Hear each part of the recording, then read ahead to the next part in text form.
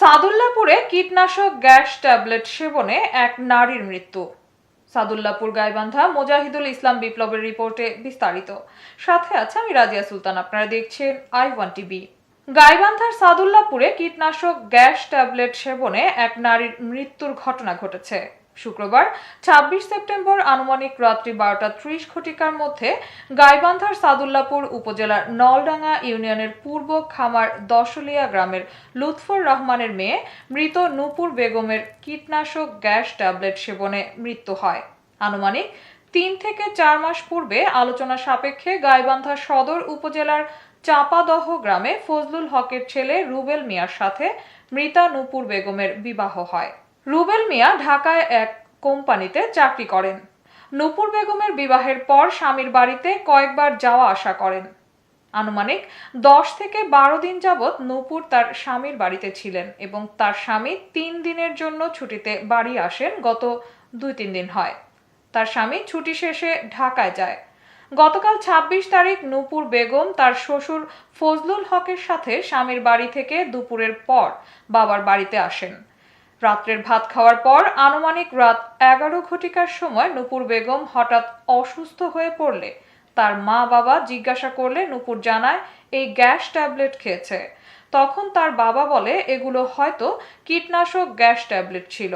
এর পরপরেই নূপুর বেশি অসুস্থ হয়ে পড়লে রাতে আনুমানিক ১২ সময় নলডাঙ্গা বাজারে পল্লী চিকিৎসক মিঠুর কাছে নিয়ে আসার পথে আনুমানিক ১০:৩০ সময় নূপুর রাস্তায় মৃত্যুবরণ করেন। নূপুরের লাশ তার বাবার বাড়িতে নিয়ে যায় এবং তার স্বামীর বাড়িতে সংবাদ দিলে তার শ্বশুর ফজলুল হক চলে আসে। এরপর সাদুল্লাপুর থানা পুলিশকে সংবাদ দিলে থানা পুলিশ রাত্রি আনুমানিক ১:৩০ সময় ঘটনাস্থলে উপস্থিত হয়ে আইনগত ব্যবস্থা গ্রহণ করেন। যখন কাছে ফর্সা হওয়ার জন্য ট্যাবলেটটা দিলে তখন তো আনিয়ে তো বাড়ির তো খাইছে। খাওয়ার পর যখন ডাক্তারের কাছে নিয়ে গেছে, মা ছিল সাথে আর তার দাদি ছিল সাথে।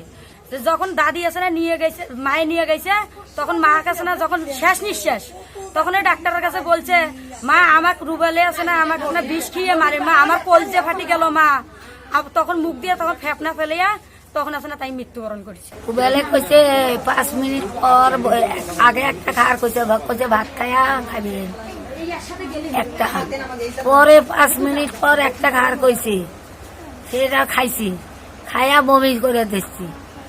বমি করে দিচ্ছে